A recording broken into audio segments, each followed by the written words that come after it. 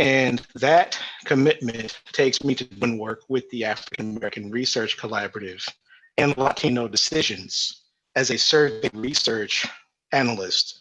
And our goal is to figure out what messages, messengers, tactics, and opportunities can politically mobilize communities of color. So now it is my pleasure to introduce the members of this dynamic panel. And I gotta admit, I'm really starstruck here, so bear with me while I go through this. The panel is aptly titled The Power of Art. Black artists respond to the pandemic, demands for racial justice, and threats to democracy. And the people you see here on this panel are experts on this topic, and I expect this to be a masterclass on the subject. The hardest part of my job here is keeping the introduction short, so let me try that. This is a really good panel, and I can say briefly that I'm not going to do anyone justice here with the blurb I'm going to give you. So in order to fill that in, I recommend that everybody visit the web pages of these panelists, learn more about their work and the causes they champion, and most importantly, support their art. So first in the lineup is Jessica Care Moore, who is the executive director of Black Women Rock, an organization designed to showcase the music and stories of Black women who build institutions around their craft. Jessica is an award-winning poet and author, activist, educator, recording artist. You can find the things that she and her colleagues publish at More Black Press. Bakari Kitwana is the executive director of Rap Sessions, which is for the last 14 years has conducted over 150 town hall meetings around the nation on difficult dialogues facing the hip hop and millennial generations. Bakari is also a Nasir Jones Hip Hop Fellow at W.E.B. Du Bois Research Institute at the Harvard University Hutchins Center for African and African American Research. Prince Hayne is the political director of the Midwest Culture Lab, a nonprofit, nonpartisan project that seeks to increase the civic and political participation of young people in the Midwest by integrating locally rooted cultural organizing and story-driven content strategies with grassroots youth organizing. Marshall Shorts is a visual artist, a designer, and creative director for the Midwest Culture Lab, and I personally can say that I've watched and enjoyed his videos on TikTok. But to set the tone for all this, we have artist activist Jasiri X, co-founder and CEO of One Hood Media. Jasiri X, like our panelists, is living proof of the role that art can play in these challenging times, and we are fortunate that he's agreed on short notice to share with us. Jasiri, I kick it off to you.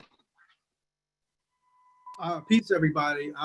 You know, it's a definitely an honor and a privilege to be amongst, you know, such a august panel of incredible artists, activists, particularly folks that are using their voice to, you know, speak to issues of social justice and social change. I mean, we're in a moment like we've never seen before.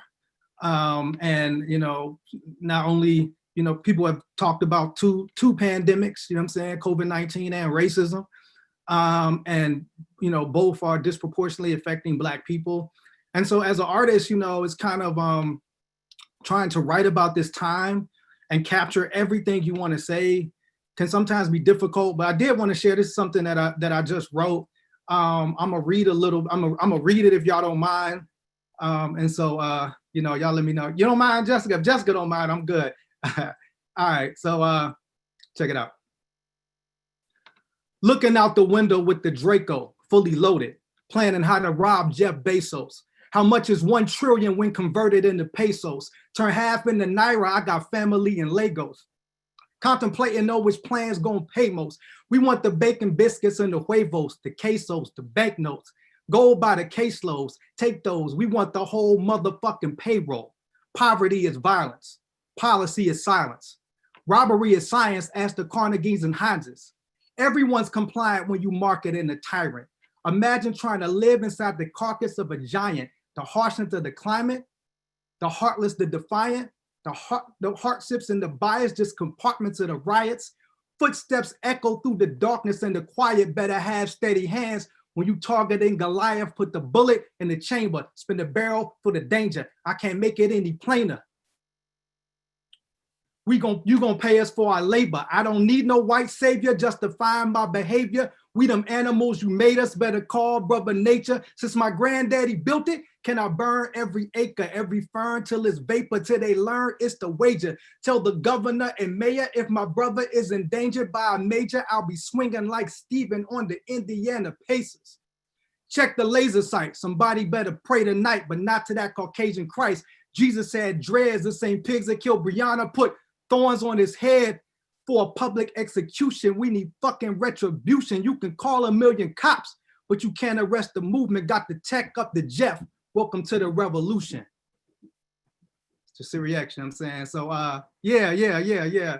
Hope y'all enjoyed that. And thank y'all for having me. And that's gonna be out soon. So check that. It's called Rob Jeff Bezos. You know what I'm saying? That's the title.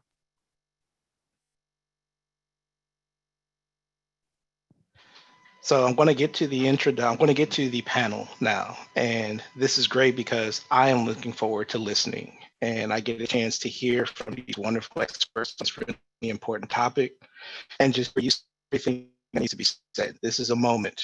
And this moment isn't unique completely to us. We understand racism intimately in this country. But the pandemic has made the troubles that we understand about racism all the more clear. It's pulled the hood back, so to speak, so that we can all understand these things in ways that unfortunately people just weren't paying attention to before. So I believe that this panel is both something that I'm honored to be a part of, and I'm also very curious about, because the question that I wanted to ask for the panelists here is that I wanted everyone to hear from you in terms of this really important moment. And the very broad question I have, because I want to give y'all the opportunity to speak within a very broad parameter here, is that how do you, at this point, during this moment, use your powerful voices, your creative energy, and your resources and your talents to contribute to the need that we have for Black people at this time? And I wanted to know if we could start this conversation off, which if you could lead up a little bit with the conversation, yes, about how people who have the platforms that you have and who have the talents that you have and who have the creative energy that you have can contribute to making this thing in this moment that we're in right now better for African-American communities. Okay, hey everybody that's on the panel. Ray, thank you so much. First of all, so my work hasn't been about this work for about 25 years. So it's not new for me. It's definitely not new for Jasiri or Bakari. I'm very familiar both with those brothers' work. And so what's deep, what has become interesting is that because the conversation, like George Floyd's last words was, "I can't breathe." It's the name of a poem in my book, We Want Our Bodies Back. I didn't write that for George Floyd. I wrote that for Eric Garner and Mike Brown, and so for us, Black artists who have always been a voice for the people, this is not a new conversation. What has been happening is that I'm truly even exhausted from Zooms, because now myself, me and Ursula Rucker, our fire starter sister out of Philadelphia, artist and activist, now suddenly people are interested in what we have to say. And I think that's just been the only shift, is that now, because we give a lot of attention to garbage, and artists that are really not relevant to the times and not moving our people forward. So artists like myself, who are children of the Black arts movement, my work has never been for academia, even though I've made a living on university campuses. I never wrote so I can get some award from somebody that's outside of my culture.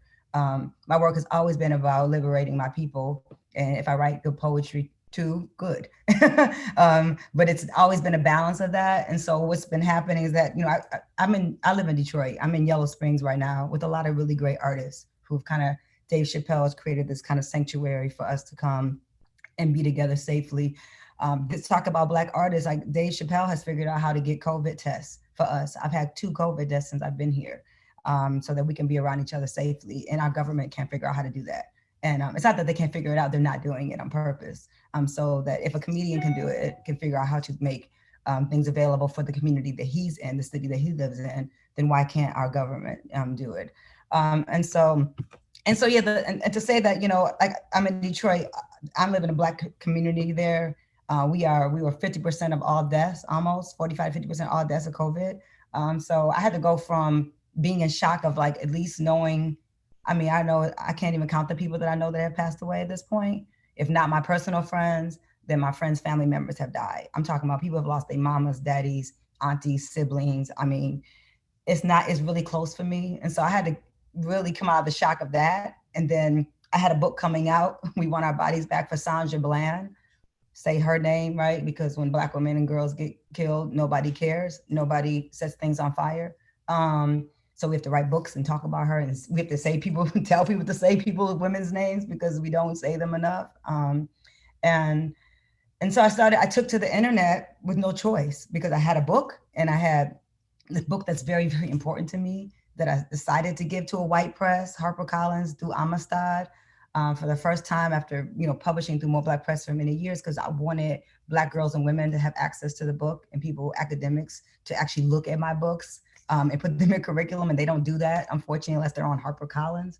So it was a positioning decision for me, but I had to get online to connect with the people, because that's where the people, so poets go to where the people are. The people are usually in the streets or in the community, and now the people are online. So I had to go to where they were. And it's an exhausting thing to look at a green little dot and feel like you're making any kind of progress. But from the feedback I've gotten, it has helped. It has inspired people and has kept people's spirits lifted. And so I'm doing the same work I've always been doing, Ray. Nothing has changed for me.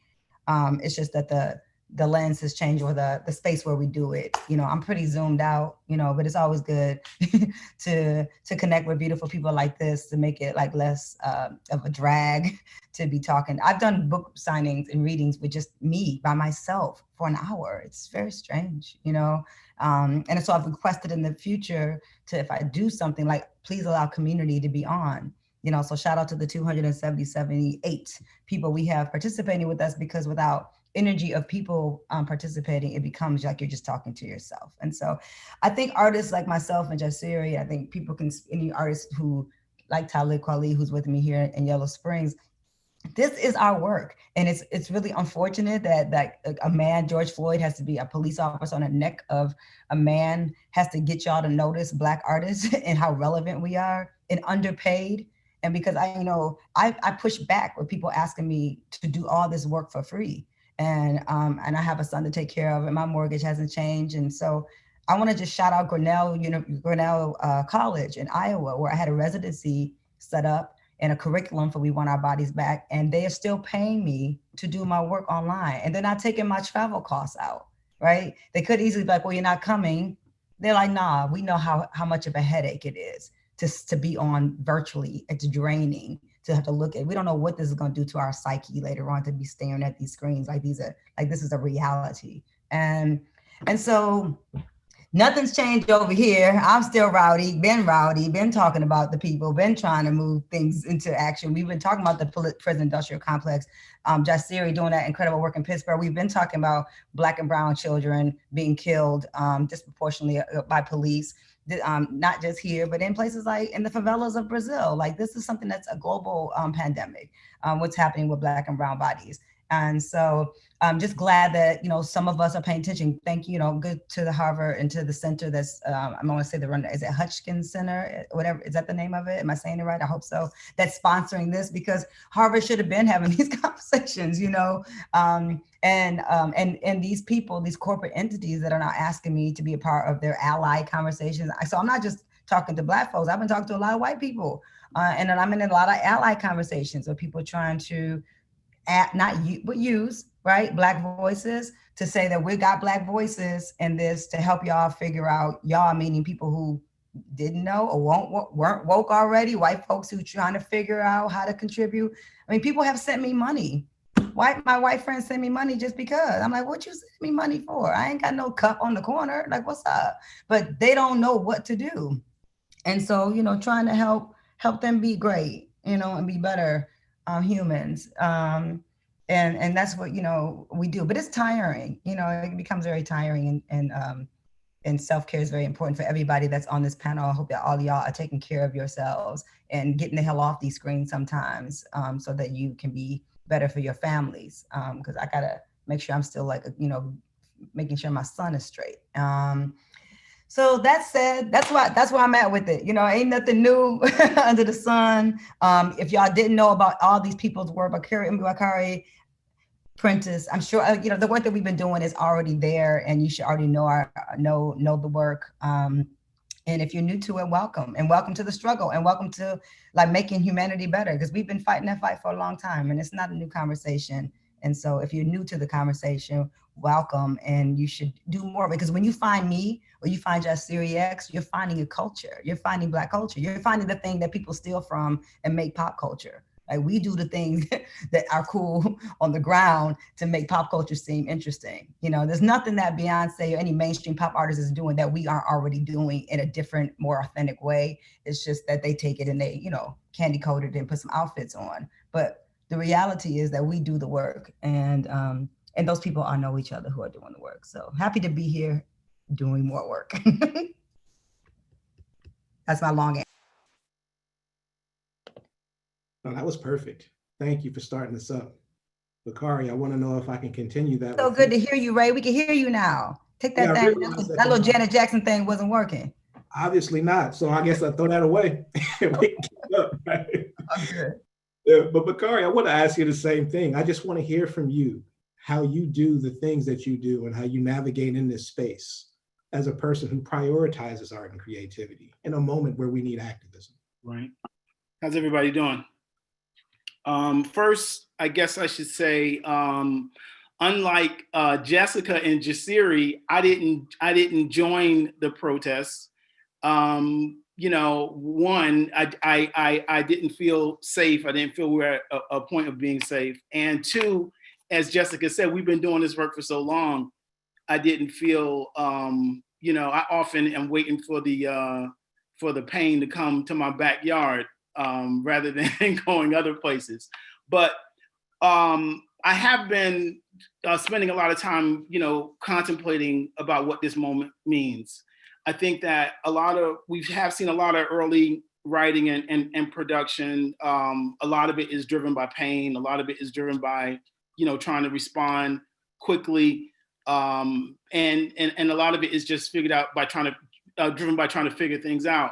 And I think that for me, I wanted to spend a lot of time just kind of, internally, thinking about what this means. And a lot of times when we're in these movements, and certainly this is a unique one, most certainly in our lifetime, I think that the tendency is to look back at what has happened in the past to try to make sense of what's happening now. But sometimes I think what's happening now is so unique, we have to give it room to breathe and unfold.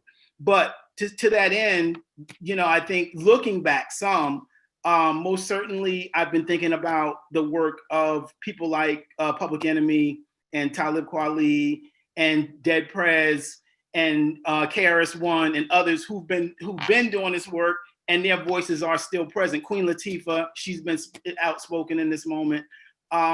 Newer artists who've emerged like Corday and YG, and what they're adding to the conversation, and Lil Baby as an artist who hasn't made a lot of political music, but still is able to make music in this moment, very much similar to, remind me of Jadakiss when he did the song Why. So I think that it's been interesting to see these evolutions. For me, I think that as we move through the years from the 80s into the 90s, into the 2000s, and into the present, one of the most important trends that I think we've seen, most certainly going back to Ferguson and maybe a little bit before that, with Jasiri X, certainly back to the Gen of Six, is the emergence of a generation of hip hop artists who are equally artists and activists, who are building organizations. People like Jasiri X and One Hood, who were highlighted last Sunday on Kamau Bell's program on CNN. And One Hood working in a lot of different arenas, nurturing younger activists with their Artivist Academy, working in the prisons and the youth detention centers, on the streets leading protests, nurturing younger generations of activists. And all this is highlighted in the CNN segment.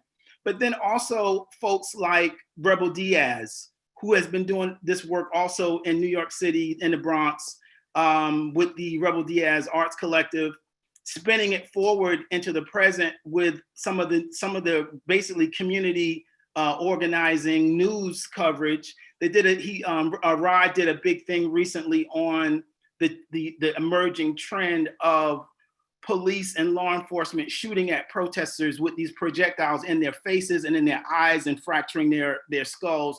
Really, really, really important work. And he's documented hundreds of these and highlighting them on social media. So I think, and then, so I think those type of things, Tefpo and Rebel Diaz has a new album coming out. A lot of times I think those artists, we're not hearing their voices as much in this moment yet, but I'm hoping that we're gonna hear more of those voices as well as the more popular artists, because we're hearing popular artists. I had a conversation with Rod this morning, and one of the things he said to me was, a lot of times in these moments right now, what he saw in Ferguson was a younger generation of activists reaching to music that's not necessarily political, artists that aren't necessarily political, but those being the turn-up songs. So he mentioned Lil Boozy as one that was in Ferguson, and others. So Chief Keef he mentioned. So I think that one of the most important things for me now, as a person who's been doing hip hop and politics and working at this intersection for my entire career as an adult, is to continue to listen to young people, to listen to young activists, to see where the trends are going and not talk down to young people and not act like we actually have it all figured out. Because if we did, we wouldn't be where we are. So those are my thoughts.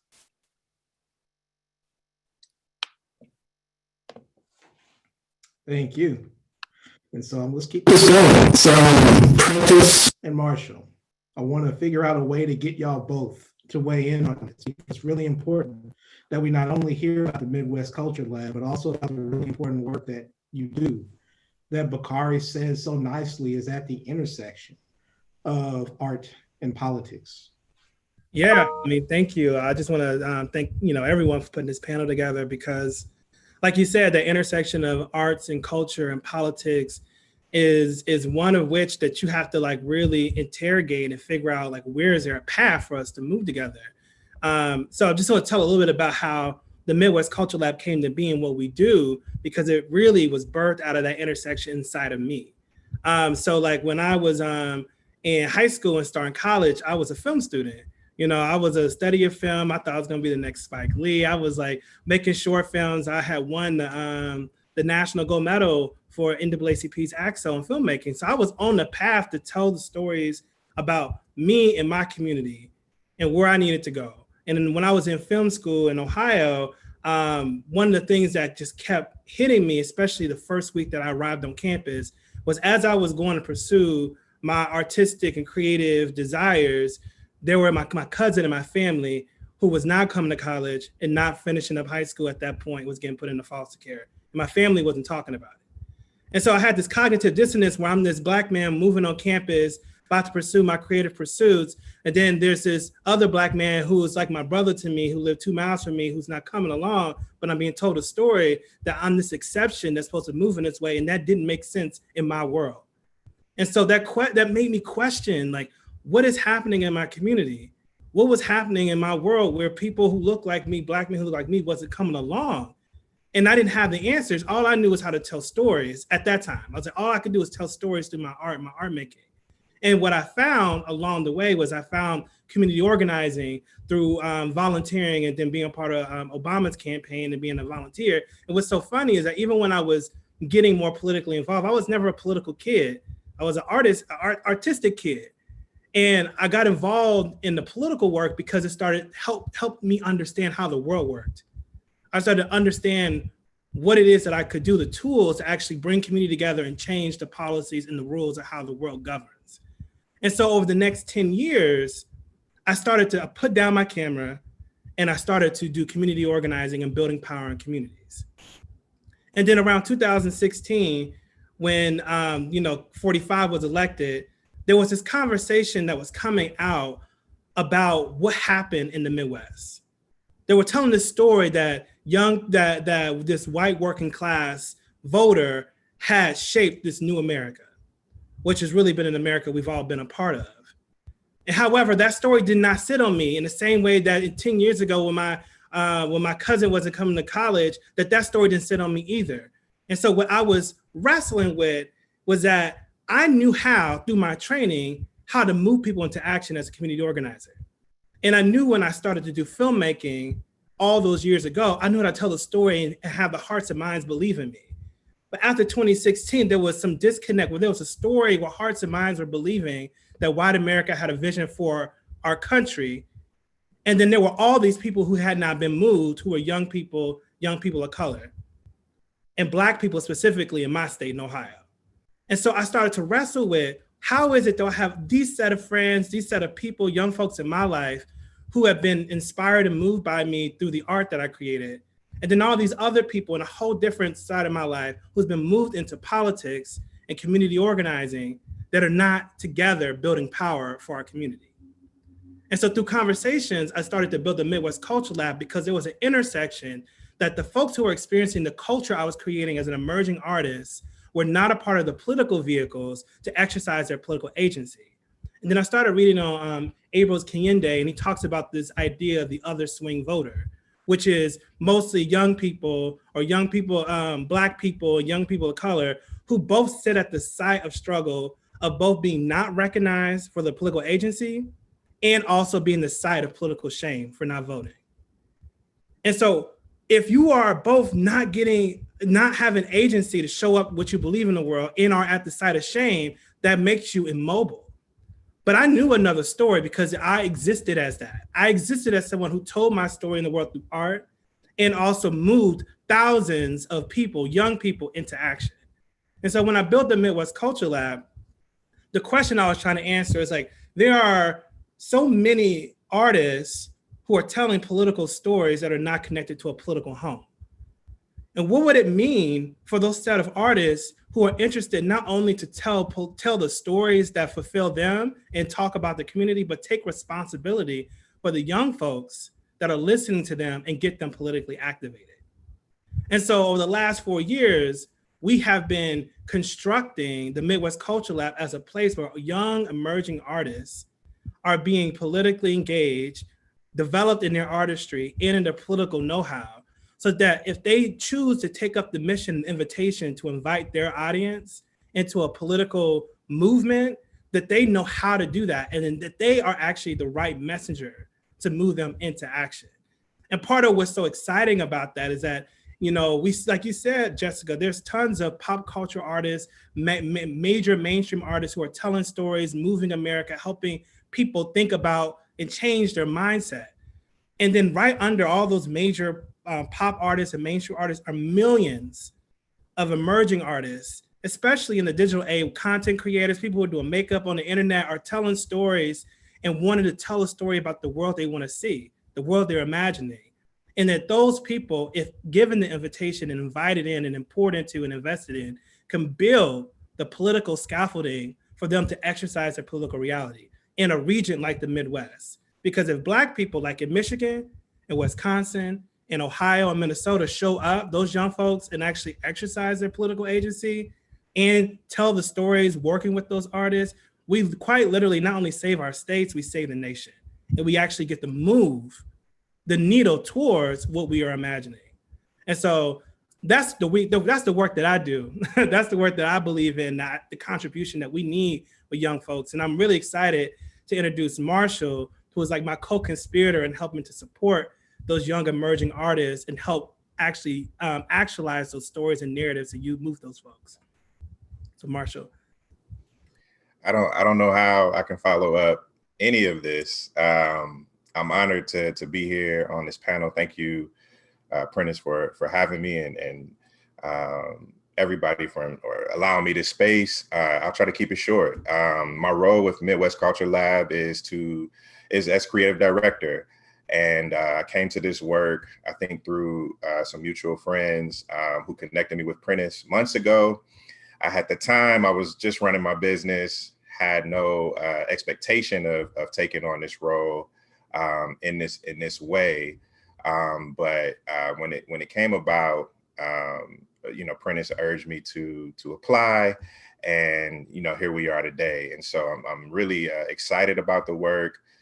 We're leading a fellowship of young emerging artists from Ohio that are really strong in what they do in their communities already: poets, photographers, visual artists, and we, as Prentice might say, we're making a compilation album. If this was Motown, we bring in all of the best of Ohio to the table to create some cultural products that will, move the needle forward for not only the Midwest, but for the nation.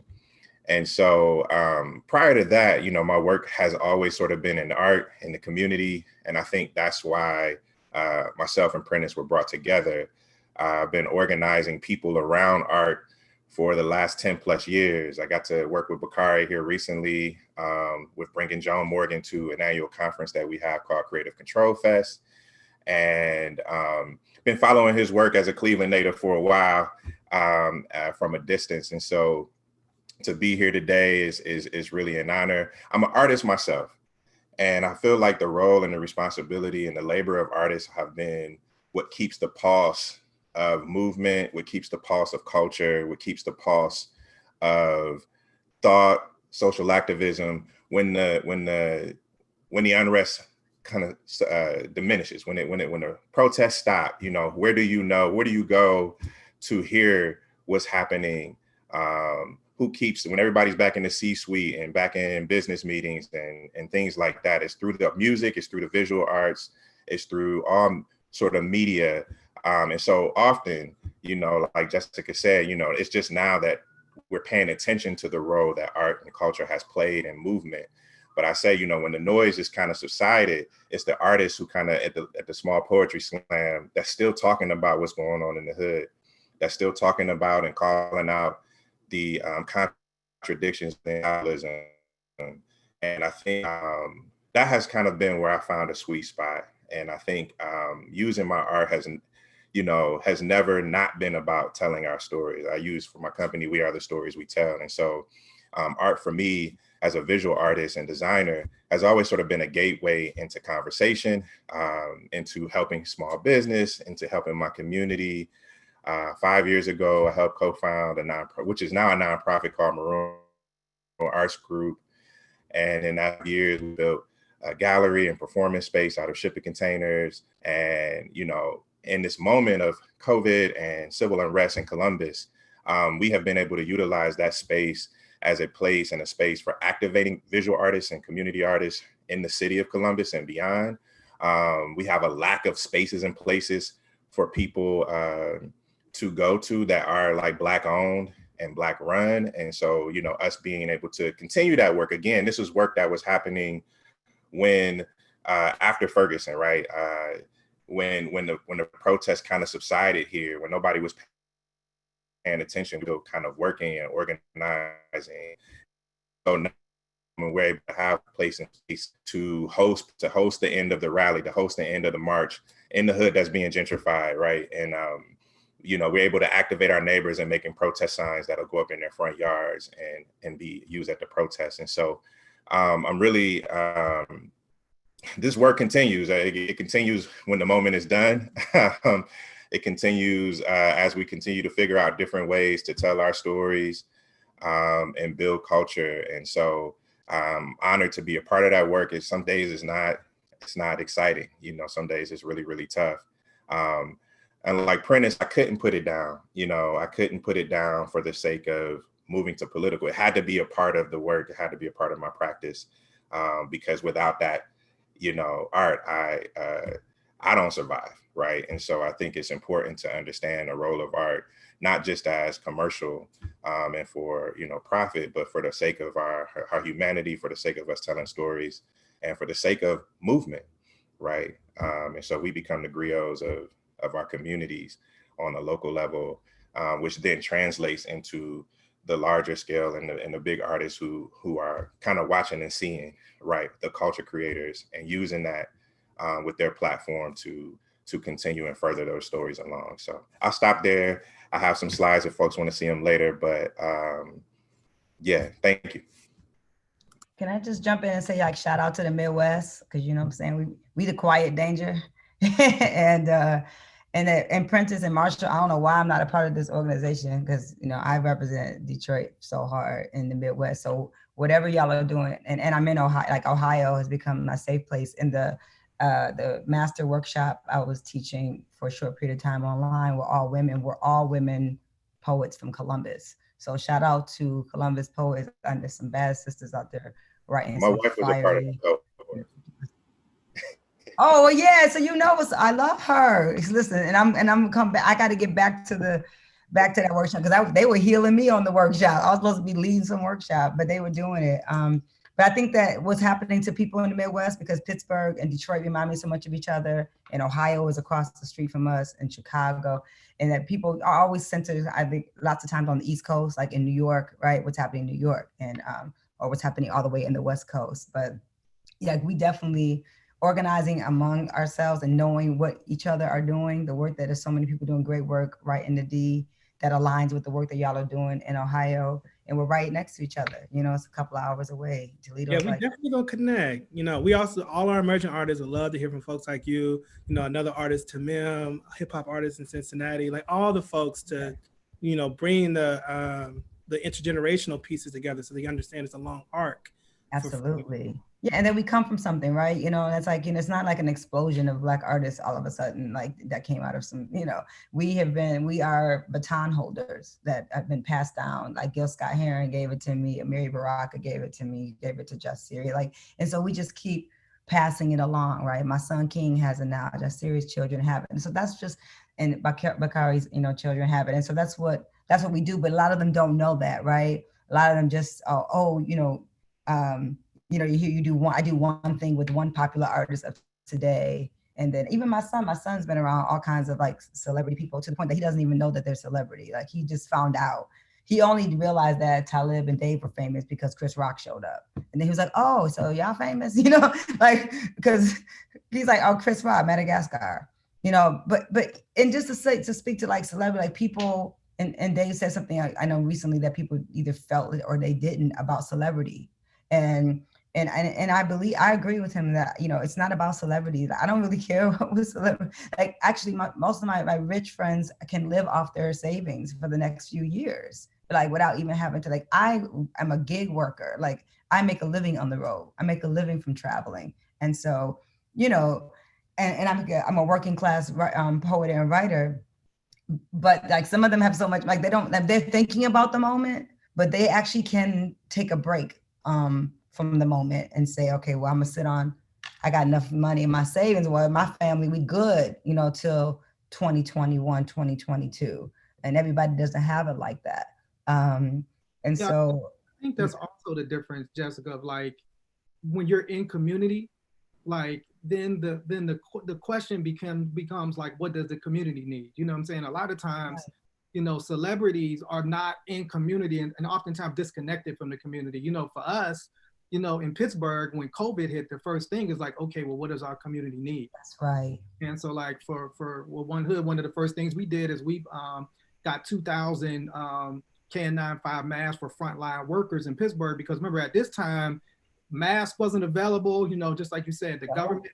And one of the things that really hit me the most was we had a lot of nurses coming to us for masks. And I'm thinking like, well, wait a second, like as a nurse, I'm thinking like you would have access to that equipment. And so I think that becomes the difference in terms of like, when you're part of a community, like, it's like, okay, well, I can't really take a break because my community's in need now. My community's, you know, really suffering this pandemic. And then especially when George Floyd happens and, you know, all the young people take to the street. Well, now I have to be there just to make sure that my folks are safe. You know what I'm saying? And so like our role as One Hood and myself, particularly in this movement in Pittsburgh, has been to support the younger activists, like allow them to take the forefront, allow them to plan it and put it together. And we're just there really trying to keep them safe, trying to back up the police when the police come real aggressively, to make sure like, you know, no one gets hurt. You know what I'm saying? But I think that's because like we're part of a community. So it's like, okay, what do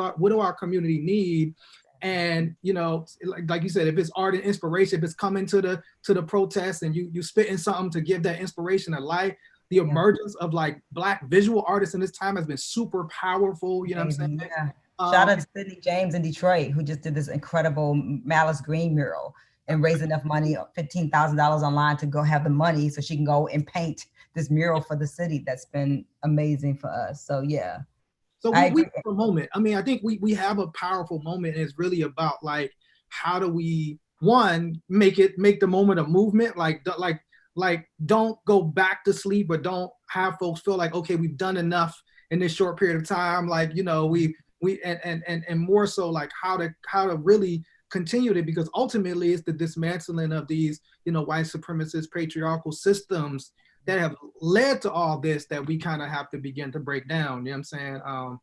And I love, and we're talking about the defund movement, making sure that we're, like defunding white supremacist educational institutions, like, raised over at Penn State. Like I know my brother, Dr. Earl Henderson, has had some serious problems with this university. And so like making sure that we're holding these places of higher learning accountable. I'm like, defund every fucking thing. Like everything needs to get defunded, not just police, but like the whole system of education needs to be completely dismantled so that we are teaching. Like a good friend of mine, an ally friend of mine, said that he didn't know who Congressman Lewis was. Like it was honest. He's like, Jessica, I don't even know who he is. So he's looking like, I was like, how do you not know? You know what I mean? So because of where I come from, that's just like not knowing who Martin Luther King is. But our education system is so segregated still. We try to pretend like we don't have an integrated, we have a very imbalanced, elitist school education system nationally that is miseducating white and Black and brown children. Not just Black kids. The white kids are missing out on all the things, which is why we give birth to these narcissistic devils like Donald Trump, because he was a child once that got misled. And so how do we fix all of this? But yeah, I mean, it's a conversation that it's good for the moment. And this is the young people's moment. Like how many protests have we been in, Bakari? Just like, come in. I mean, Ferguson, just to be 100, Bakari, I didn't go out in Detroit. I went out to one thing. But I'm scared. Like I had a lot of anxiety because when you have 10 people die, that in like 2 weeks, you ain't running outside, right? I'm not, and then people were not having access to masks. I was worried for them babies out in the streets, like, as they didn't have their masks on. They out there, they 18, 19. They like, Miss Jessica, I'm good. I'm like, yo, put your mask on, so you can't be on, but you can't. Listen, my son is going to Detroit School of Arts in the fall, supposedly, right? You think I'm about to send him into a classroom for the 30 kids, to be an experiment to see who gets sick first? I think Cass Tech, like a couple thousand kids in Cass, like, and there's no reason for it not to be fixable, but it's because they're letting people die in this country. The Augusta government is allowing people to die. I would say this too, like at the protests, like we did, we came to the protest with masks, we came to the protest with sanitizer, you know what I'm saying? And I know, like, where I am in Allegheny County, we've actually had an uptick of COVID cases. We were down to 0, and then we got up to 330 in one day. But when they did the contact tracing, that didn't come from protests, you know what I'm saying? Because at the protest, we masked up, we got our stuff together. It really came from, they opened up the bars and restaurants. But I did want to touch on what you said about the movement, because the movement has hit higher learning, you know what I'm saying? The University of Pittsburgh had a hall named after the guy who did the Tuskegee experiment. I mean, they just took this name off of the hall like this year, you know what I'm saying? So there is this movement, what the students in Princeton did around Woodrow Wilson, you know what I'm saying? And so like how folks are holding, I mean, because, we're talking and it's folks from higher education, like how these young people are holding, these academic institutions accountable for the things that they do. And, it starts with them halls and them statues, but then it gets to, okay, now what are we actually learning? Who's teaching us? Do they look like us? Do they tenure? Who's tenure? Right. Who are we spending money to bring to this school? And so I do think it's a moment where folks are feeling like they have more power to make real changes in this country. And we're seeing it happen in institutions of higher learning. It's powerful to see. I just want to jump in for a second. And what I wanted to say is I want to underscore a couple of things that have been said. One is the emphasis on intergenerational, the importance of the movements being intergenerational and learning from each other. I thought that what Chuck D did with the Fight the Power BET thing was very important, bringing in Rhapsody, bringing in Jahi, bringing in other Black Thought, and just kind of showing the continuum of the struggle. I thought that was very important. What Jasiri has been saying about community, I think is really at the center of some of the artists that I mentioned, Tef Poe with Hands Up United back during the Ferguson moment, the new work he's doing now, what Jasiri's doing, One Hood. The community is at the center of the art, and it's at the center of the activism, and how these two ideas can live in one space. And then also I would say the work that Rebel Diaz is doing with really putting this emphasis on internationalism, the internationalism of the struggle, and the importance of seeing our struggle in an international context. So I think that it's important to lift up in these moments. Somebody's asking, what can universities do? Lift up some of these voices that are marginalized by corporate entities. They don't sign them. They don't, you don't hear from them. They're not played on the radio, but these are the leadership of where the movement is. And they're looking and thinking. One of the things that Angela Davis says is we got to speak to our movement across generations. Yes. So that even if people aren't prepared now to implement what the most radical and important idea, we still need to speak those ideas to our young people, so that 10 years from now, 20 years from now, 50 years from now, people are thinking about those ideas. So I think that is one of the roles for us to play, Ray, getting back to your first question, and getting to the question coming from the audience here, and that is, we have to lift up those voices that are really ahead. You know, I think that people are talking about defund the police, but Rebel Diaz and others are talking about we need to end capitalism, and capitalism is imploding. And this is why we have these millions of unemployed people, and that this struggle is connected to the struggle in Chile, and it's connected to the Occupy movement, et cetera. So it's this continuum of struggle, and a continuing to look at these cutting edge voices and lift them up. And we have to hold these Black professors in these spaces of academia, especially in these white institutions. That was we mentioned some of them before, Harvard included, that's hosting this, that they are adding Black writers and to their curriculum, that we are teaching. We want our bodies back. I wrote my own curriculum for it. Feel free to take it and put it in your, Bakari, show the book. But there's books. I mean, there's like a lot of Black authors and writers that should be taught. We shouldn't have to, the way I had to find Ntozake Shange in a Black box theater at my Detroit Public High School. Thank God for my drama teacher, because nobody was gonna give me Ntozake Shange. Nobody gave me Sonia Sanchez. Nobody gave me Audre Lorde, Lucille Clifton, Jane Cortez. These women who changed and shaped my life was not given to me in a classroom. I found them at the library. You know what I mean? I found them because I was a curious child. I got Alice Walker from my mother. And so and Lorraine Hansberry. But we shouldn't have to find and search and dig to find Black women writers, or James Baldwin should be curriculum. My son is reading The Fire Next Time. He's 13. That's his 10 pages a day. That's what but that's mine, right?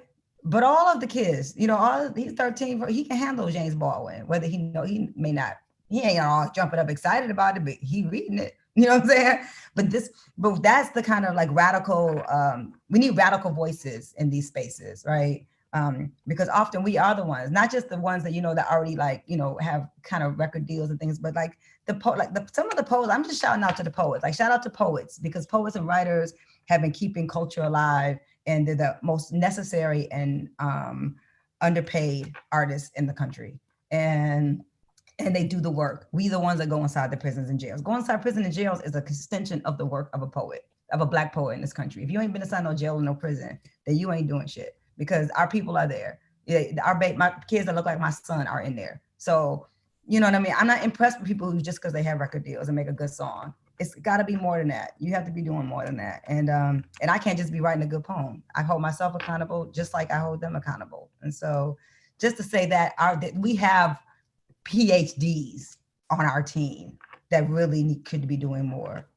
Could be doing more to make sure that we're at Princeton and Yale and Harvard and Cornell and those places. I've been in all those spaces. But usually it's because of a cool Black professor or advisor from a department, or a really radical ass white girl or guy has like brought me to campus. So, yeah. Okay, so I hate to stop some of this, but we can do a lot of this in Q&A, but I want to make sure that we get to Jessica, because there's a performance that I want you to have time for before we get to the Q&A, which is also a reminder too, that I want to make sure that the panelists know that the participants have lots of items that they can put into the Q&A box, so we can discuss some of those here. I'm supposed to read a poem? I just try to kick it with my people. Okay, all right. Read it now. You want to read a poem now? So, so this is We Want Our Bodies Back. It's my 5th book. I've been running a small press, More Black Press, since 1997. I took a little break to focus on my own work. But you can still support the press. I have a poet, Brad Walron, who I'm publishing. And the money I get from selling books, I put into other people. So he's my next poet on deck. I'm not publishing nobody else right now, so don't hit me up. But I'm publishing him. And but I gave this book to Amistad HarperCollins because I wanted, I'm the first Black woman poet on HarperCollins since Gwendolyn Brooks. So it's a really, really big deal for me and for the press. And so this poem is for Sandra Bland. Even though it's hard to read it sitting down, I'm gonna give it a whirl. If Black women could be cut down, no, removed gently from American terrorism, who would break our fall? Which direction will we travel to feel safe? Wild is the wind. If we could turn in this skin, these sharpened bones, this brain full of power and history, who would we resemble? Invisible doesn't come in Black.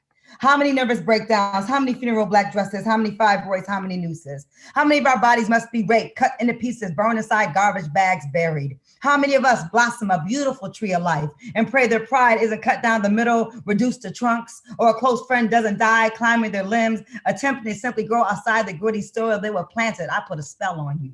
Holly hobby ovens, Girl Scout cookies and Barbie dolls. Don't prepare our revolutionary daughters born with capes and wings to have a pig's knee pushed into their backs. Girls raised by wolves taught to disappear, to be quiet, to not talk about it. How much Black breath is allowed space in the state of Texas, a place that has sucked the life out of countless, miscounted, uncounted brown, poor women die here. I got life.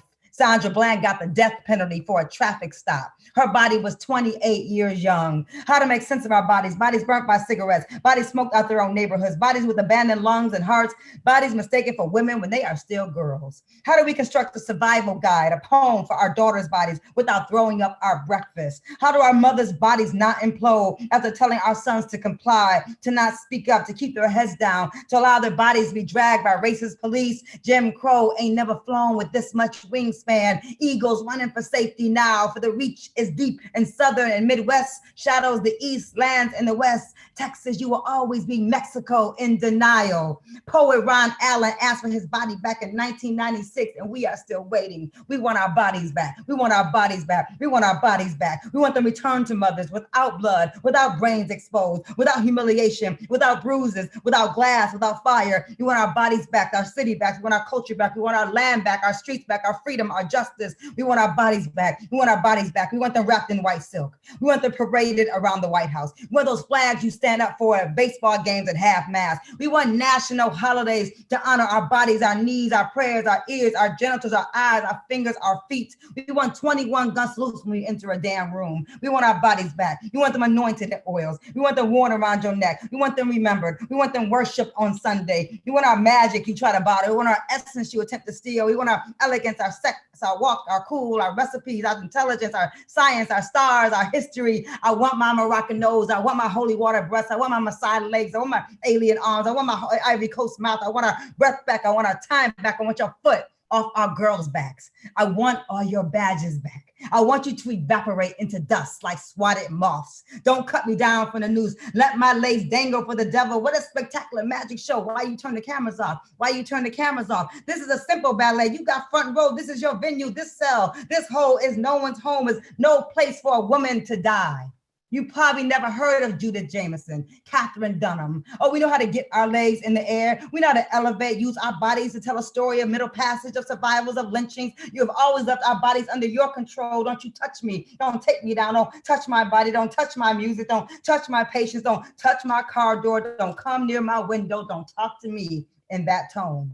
This body of work got work to do. I'm resurrecting my body in new forms daily. Watch for me in your deepest sleep. Black is the color of my true love's hair. Listen for my songs. Watch for my walk. Listen for my voice, my black girl attitude. Watch my body resist your death traps. Watch me rise. Watch my rebirth. Watch us rise up from this new Jim Crow, these new unspoken apartheid laws. We want our bodies back. We want our bodies back. We will take them, protect them, remember them, remind you, Sandra Bland. We will never forget your brown body, your mind, your pride, your spirit, your love, your vow to do God's work. We want your drive from Illinois to Waller County back. We want all our daughters back, and we want them back now. So, thank y'all. I can hear the muted claps. Thank y'all. Thank you. Thank you, brothers. I just realized I'm the only girl. What the hell? Yeah, thank you, brothers. Appreciate you. Y'all put that in your curriculum. PhDs, doctors of all the things. Rock that in the classroom. So look, this is my turn to say thank you. I thank everyone on this panel, because a lot of you I'm meeting for the first time, but this is the first time I've heard of the work that y'all are doing. And y'all have influenced heavily what I do. And I'll be honest with you, y'all are inspiration because of who you are. Let's turn it over so that we can interact with the crowd a little bit. And I welcome people to put questions into the Q&A box. There are a handful up here already, and some of the stuff we've already started talking about. So let's continue the conversation, shall we?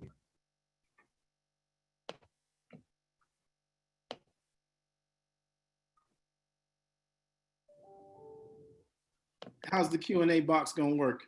Is that something you're gonna lead, Ray? I have some, I can see some populating right now. Some of these we already touched on, so I'm scrolling down to some of the more new things to look at. Here's a good one. It's not addressed to anyone at all, but I feel like anybody can weigh in on it. How do you liaison with and dialogue with Black artists who do not agree with your political views? Ooh, I'm gonna do a little bit of that. I'm gonna let Marshall jump in. But first, Jessica, man, you just like, I feel like I'm in Cincinnati right now. I feel like the world shook a little bit. Just like you shook it up for us. So Thank you. I just want to thank you for that. For the energy, I needed it back. Thank you. Oof. So the world, it's not lost on me that that John Lewis passed to the ancestral realm after he saw on the news that every state in this America protested and showed up for Black lives. And the reason why I say that is because we are in another cycle of where we're gonna have to define what America is gonna look like moving forward. Yeah. And then there are different people at different points of that. There are people on I hate to say the word radical, but on the radical side for you know, to shorten it, people who say Black Lives Matter, but they don't know what that means and they want to do. And then there are people who literally want our necks. Mm. And so when I read that question, that like, how do we liaison with Black artists who may not believe for our political views? What I actually read that is, how do we liaison with people who don't know that they need to come along? Mm-hmm. And so part of the work that we do, and Marshall has actually been leading a lot of this, is constructing the narratives. How do you create a space that centers Black lives, our futures, and creates enough grace and space for folks who don't know they need to comes along, and so that they tell the stories that matter to us. So we've been working with artists to help craft narratives that actually talk about the varying different experiences of Black people, because every Black person ain't saying defund the police. Some people are saying like keep the police or whatever it may be. But if you get into the heart of it, most people believe that we need to have communities that are safe. People believe that we need to have communities that thrive, that folks need to get paid a living wage, that we need to have dignity. And if you believe in those things, if you are not quite there to understand what it takes to get there, we need to be able to create art that helps people imagine that. And so I'm going to actually let Marshall, if you want to say a word or two about what we've done to bridge that gap, to bring artists, but not even artists, but people in the public along, so that we can all be a little bit more freer tomorrow. So yeah, definitely. Well, I'll start with a quote. I can't remember if I made it up or heard it somewhere, but you know, it always says art asks the questions, and then my role as a designer is to try to, you know, problem solve and solve those questions. And so I think, you know, in the spirit of Kwame Ture, you know, is having 1,000 conversations is first and foremost. But what we're doing, you know, with Midwest Culture Lab and some of the work we're doing is trying to create a frame or use a framework, race, class, narrative, to develop creative assets that will ask the questions and then call out the things that need to be called out in a way that pulls people in and engages them. And I think, you know, it sort of starts with common cultural denominators. Like, what are the things we have in common? You know, we all want to believe, we all want to walk down the street with our hands in our pocket and not be bothered, not be harassed, not be stopped by police. And if you fundamentally believe that, then it's easier to kind of start there in the conversation and then say, well, these things, I vehemently oppose that, right? Just in the policy and the way they're presented, right? And so when it comes to, you know, our artists specifically, you know, it also kind of question, you know, like Prentice said, where are your values? You know, what do you care about? And if you can show that these things are happening to all of us, including you, right, then we can move to the conversation around what our duty as artists are and how we can use our voice to move the needle forward. And I think, you know, having that grace and space to foster that conversation for somebody who's willing to listen and for somebody who is really, you know, wanting to be liaison in that way. Some people just want to oppose. And so I think, you know, that's a layered question. I don't think there's one specific answer to that, but I think, you know, if you can show where the common cultural denominators are particularly for Black artists, and how this is impacting you, whether you coming along with it or not. I've been using, I think Aja Monet said, everybody don't wake up woke, right? And so I think, you know, trying to capture people who are waking up to it and pulling them in first, and those who are, you know, who need a little more time, grace, and space, figuring out other ways to engage them without necessarily dismissing them, because we fight for them too, even if they don't know that, right? If they don't believe that, the things we're working on is going to impact them positively. And we may not ever get that buy-in. So I think I'll leave it there and let somebody else chime in. I have a thought I'd like to add to that. And two things I want to point to. One is the brilliant op-ed that Alice Randall wrote in the New York Times, "My Body is a Confederate Monument." I think folks should read that. I think it's brilliant. I think, you know, that is an engagement of an idea about, you know, what is the value of, some people are saying they value monuments and other people are saying tear them down. I think this posed a very radical conversation. Also, Alice Walker and her ongoing commentary around should some of these racist art be taken down. I think she was talking about a particular school in California at the time, but she's talked about this extensively. I think those are two examples of, you know, what I think the answer is do the work. If you're doing the work and you're creating, you're putting yourself in conversation with people who may not necessarily agree with you. Thank you. Bakari, this was addressed to you and to others. And it's about generation differences in political hip hop. And if you're comfortable with it, or if anyone on the panel is comfortable with it, several of the questions are getting at this in different ways. But I think the question itself, like the underlying question is, have you noticed any differences in the tendencies of newer generation political artists compared to older generation political artists? Yeah, I mean, I would say, I would reiterate something I said earlier, which was that I think that the younger generation of, I think the earlier wave of artists like Public Enemy, the music was so new, the industry really didn't know what to do with it. And so I feel like those political artists found a home inside of mainstream hip hop. I think as we evolved, we had political hip hop artists, we had socially conscious artists. And then at some point, a lot of those artists began to get pushed out of the mainstream industry.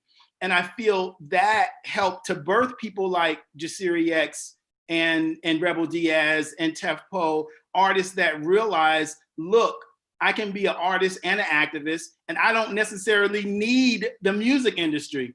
So I think that those are some of the differences. The other thing is something that I've been struggling with and kind of thinking about even writing about this. Me and Trisha Rose bumped heads on this about a year ago. She invited me to Brown to give a talk on the anniversary of her 25th anniversary of her book, Black Noise. And I made the statement in my comments that I wasn't going to criticize, I wasn't going to criticize I wasn't going to criticize Cardi B, because there was something within Cardi B that younger people were connecting to. And so Trisha pushed back on me, and she's like, well, we should be able to interpret it, whatever our era, whatever our generation. And I kind of feel like, as I think about this question further, I think that there is an evolution of sound, and there is an evolution of a beat, and I think a musical language. I think that the sound and the beat are a language, and that language communicates to different generations differently. So I thought it was that made it even more important to me that Public Enemy brought those different voices into that song, because it allowed for one type of song to speak across generations. It also makes me think about, the songs that resonate with younger people. A lot of times they don't resonate with me. and so I think that it's important that we make these movements intergenerational, because we need people across generations to bring their wisdom and find their ways to have an impact in the movement. And to be in conversation with younger artists. This is not to mean, and we never expect that younger people are going to do everything we say, agree with everything we say, and be in lockstep to what we were. Afeni Shakur said in an interview with Sonia Sanchez that we're entering into the 21st century. Something should be different, and young people may be right about some things. Don't be mad when the younger generation isn't reiterating your talking points. So I'll leave it there. Yeah, I would say. Go ahead.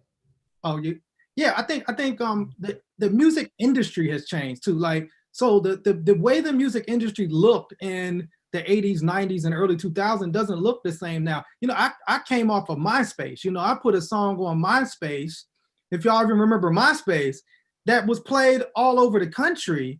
So I didn't have to I didn't have to find an A&R to develop me. I didn't have to go through that process. I really cut through all of that. And then I made a decision to stay independent. I was inspired by artists like Immortal Technique, artists like Tech Nine out of Kansas City. And I wanted to maintain my own, radical and revolutionary voice. But because of YouTube, I created a series on YouTube called This Week with Jasiri X, where I was putting a rap out every week. I was able to have videos go viral on YouTube, and I was able to build my own kind of infrastructure as an artist, where I was able to live and thrive and grow. And I live in Pittsburgh, my cost of living isn't that high. And so I think to understand what it is now is understand the industry different.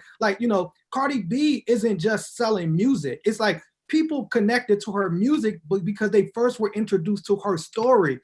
Public Enemy, we didn't know, Chuck didn't have a camera every day filming his life and where he was at that point. You know what I mean? All of this is completely different. And so artists are kind of building like a brand, so to speak, more so than, so that it's not just music that folks are giving you. So I think sometimes it's almost like apples and oranges when you look at how people built a career in the 90s and early 2000s to how people are building a career and how people are interacting nowadays. The money in the music industry is different. The amount of records being sold is different. You know, the whole conversation around streaming and how much an artist get, all of this becomes completely different.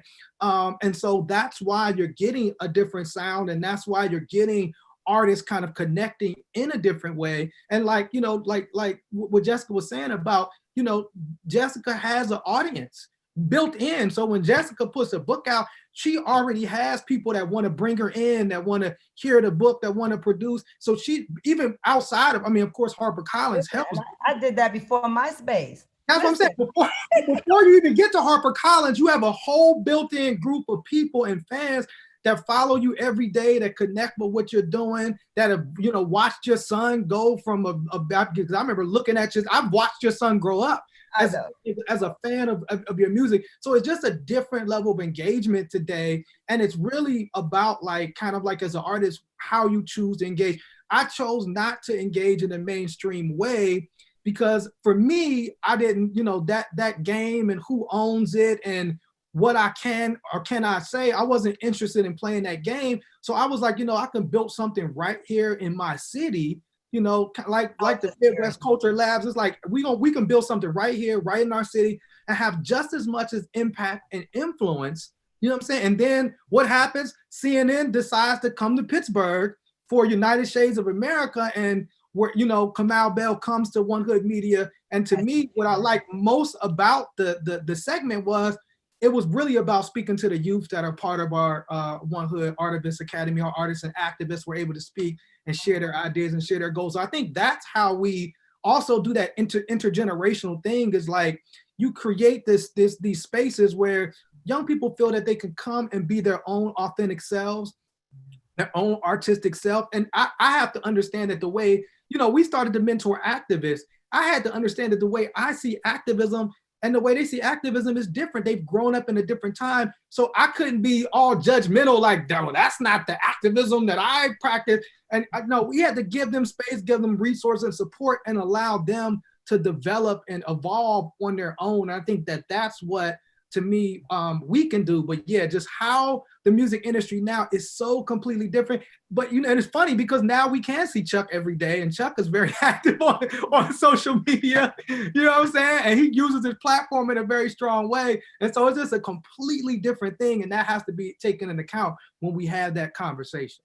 Yeah, and I just think, Bakari, don't just to speak, you know, for a second, just about the Cardi B piece, like, you know, that's, and as a woman artist, you know, it's definitely a balancing act with that, because I'm always, you know, I probably could imagine the pushback that you got from Trisha Rose, you know, because I have to challenge myself in that way as well. But what we need to do is get like people like Cardi B and me in the same room. Like those artists need to be also, need scholars. They also need women like me around them to help shape, because there's always so many men around them, and the men around only want them to be naked. They only want them on the stripper pole, you know, not y'all, but I'm just saying, like that's what we're here for, the entertainment in that way. And so, there has to be some, not just, some intergenerational, but just some intercultural, just so that we're loving on these, especially women, because women don't get record deals very easily, right?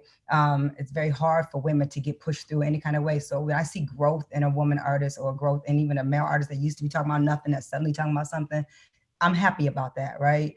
But, you know, I have a poem in my book called I'm Not Ready to Die, which is about a woman artist crawling on the ground at one of them awards. I think it might have been the BET Awards, one of them award shows, crawling on the ground, right? You know, and I'm like, you know, and this is somebody who ain't broke, you know, and I like, you know, my whole thing is like, how much to get off the ground?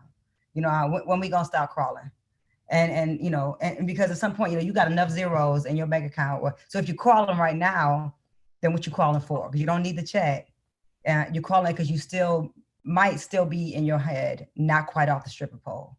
And so figuring out a way that we make sure that we are taking care of these artists that are in the public eye, that we're doing mental health, that we're taking care of our mental health, that we are putting them in rooms. Because I feel like, you know, when NBA stars get deals, they put them around people to help them with their talking points. This is what you should do. This is what you don't, you know, they help shape them as people. And a lot of artists, they get record deals, they're not getting taught how to be people. You know, if you just off the block, you just off the pole, if you just got done selling dope, you may not know how to articulate yourself or articulate your body in a way that will represent girls and women better, right? Because we already know how to strip on the pole, you know what I mean? But how can we be better than that? And you ain't doing that no more. So show us your excellence. Show us those countries you visited and how you've grown and how you a boss. I want to see all of that with women artists. And so it is the balance where you got to figure out how to not criticize, but find a way to find those inroads so we can have those conversations with them. And so that, you know, we so that we're still community, we're not tossing stones, because everybody creates their art in different ways. I mean, I'm Black on Rock. I ain't got much of nothing on. Jasiri came to that show. I don't be having no clothes on. You know, I'm self-empowered and I show up however I feel like it. I used to be rap skirt and head wrapped and all that and incense, but you know, and I'm still there on some days when I feel like it. But if I don't feel like it and I want to wear my high heels and my tight dress, you know, y'all still gonna have to focus better. But I get it though. You know what I'm saying?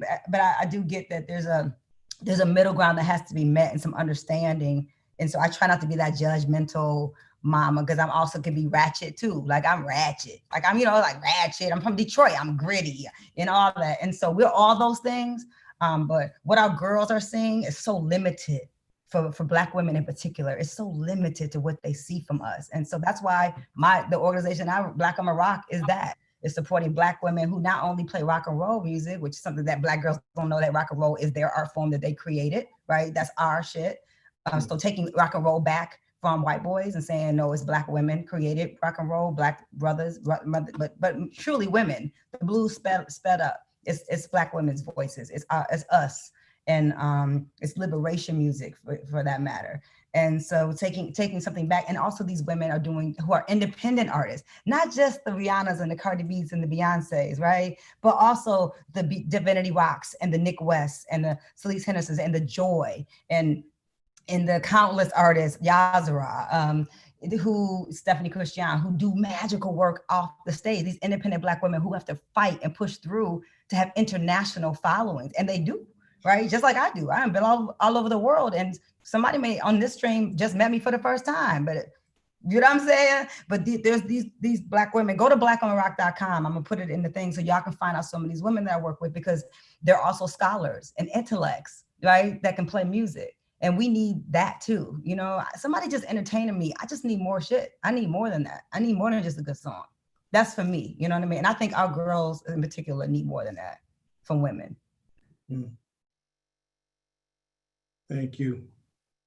So we're running up on the time now, and I'm sad about this because I really do want this to continue on. And so that means that we're going to probably have to do something like this again at some point, so we can get all these wonderful people back in the same room together so that they can talk about this stuff. And if I'm a dreamer, we can do this actually in a room and not sitting up in front of a screen somewhere, you know, if the nation collectively can get its act together. But I'm not going to talk too much about that right now. Again, I want to make sure that every person on the panel, please add your information, because we're getting a lot of questions in the crowd about how to support y'all and where they can go to see things and to learn more about things. And so it's really important that before this ends, if you add some stuff to the chat room, for the general chat room, for the participants, that would be great so that they can visit, they can learn more, and they can support. Other than that, I just want to thank everyone again for being great sports about this, for taking some time out your busy schedules, and for helping to make this wonderful meeting possible. So I'm applauding y'all.